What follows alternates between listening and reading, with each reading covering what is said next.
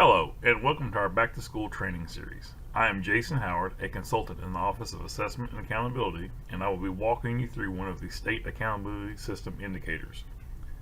As you can see on the screen, the topic of this training is the graduation rate.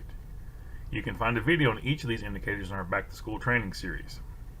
Now, we do have an agenda to cover. First, we will do the Back to School training series, the overview of the graduation rate indicator, and a wrap-up. With that, let's begin. And so to start, the key points is the graduation rate measures the percentage of students who enter high school and receive a diploma based on their adjusted cohort in 4 or 5 years. And we'll explain what that means in a second. We'll go through the definitions of each.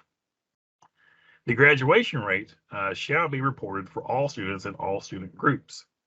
And alternate students and students who do not graduate count against your graduation rate. That goes for both 4 and 5 year graduation rates. And schools below 80% on the 4-year graduation rate will be identified as comprehensive support and improvement schools and will be tagged for CSI. Now, as I promised, we would go through the definitions of what a 4-year adjusted cohort was. And so this is basically the number of students who graduate in 4 years with a regular high school diploma divided by the number of students who entered high school 4 years earlier, adjusting for transfers in and out, immigrants, and deceased students. Now, a 5-year adjusted cohort graduation rate, the definition for that is a number of students who graduate in 5 years with a regular high school diploma divided by the number of students who entered high school 5 years earlier, adjusting once again for transfers in and out, immigrants, and deceased students. Moving along, the 4-year adjusted cohort graduation rate calculation formula looks exactly like this.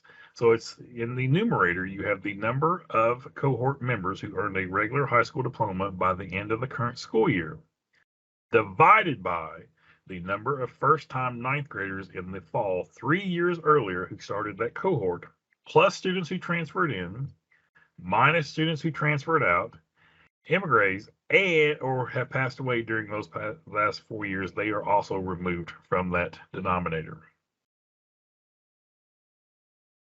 Now, what is a graduation code, or what we refer to as a G code, and the entry dates for those?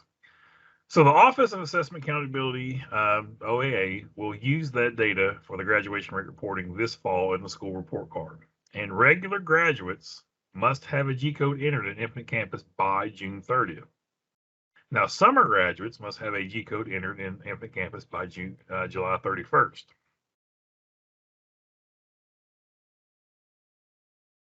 Now, we do have to talk about removal from cohort because this does happen from time to time.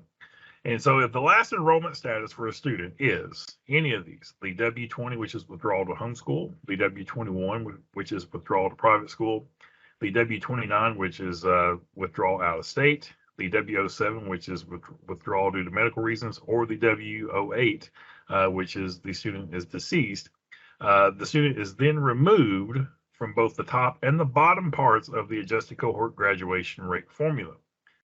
This student does not count positively or negatively for the school. Now we have to talk about how this all fits into accountability. So basically, it's based on the last primary enrollment in both regular or virtual school. Now, accountability begins immediately upon enrollment, so there is no 100-day rule with cohort. The KEXAC, or Kentucky Educational Collaborative for State Agency Children students, they will be accountable to the state if valid during last primary enrollment. Now, schools with less than 80% graduation rate, this is part of ESSA and Title I. So, and this is regardless if they receive Title I or not, or they do not receive Title I funding. Those high schools, regardless of their Title I status, it will be based on their 4-year cohort, and if they have under 80% graduation rate, they will be classified as a comprehensive school improvement or a CSI school. The graduation rate for the 4-year and 5-year adjusted cohort will be averaged for the graduation rate indicator. Now, schools will receive one of 5 colors. It would be blue, green, yellow, orange, or red. They will receive an overall performance rating. They will receive data for indicators including graduation rate. This is for high schools only. They will receive a federal classification if it's applicable. So this could be targeted support and improvement and comprehensive support and improvement. A status label from very low to very high for each of these indicators.